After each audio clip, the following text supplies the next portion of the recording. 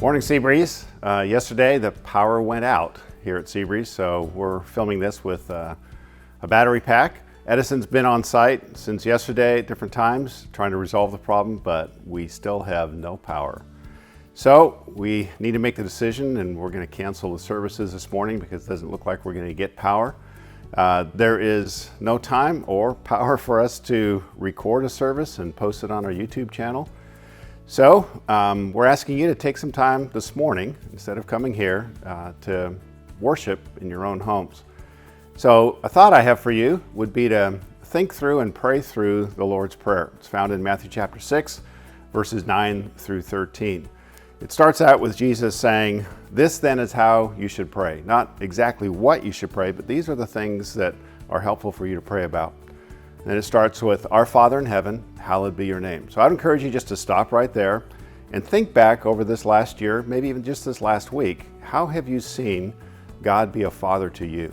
Maybe something He's done to provide something for you, or some direction for you, or even some discipline, some hard things that God's used to get you back on track.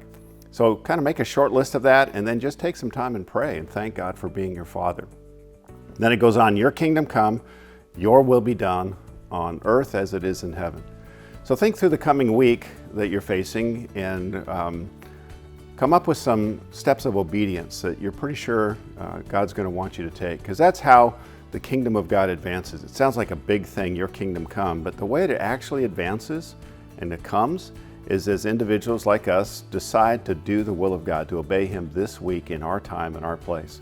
So think ahead of the week and just decide some ways that you can obey God this week, and then ask God for help to obey Him. Then the next thing is, give us today our daily bread. Basically, we ask God to provide with what we need. So look ahead at the week and think through, what are some things that I think I'm going to need, some help I'm going to need from God, and just ask for God's help in advance of those things. And then forgive us our debts as we also forgive us our debtors. Just think through individuals maybe you're struggling with right now that you just need to forgive. And what's always helpful for me to forgive others is to think about how much God has forgiven me. So also think through some of the ways that God has forgiven you just even recently, and then decide and ask for God's help to forgive these individuals. And then lastly, just lead us not into temptation, but deliver us from evil.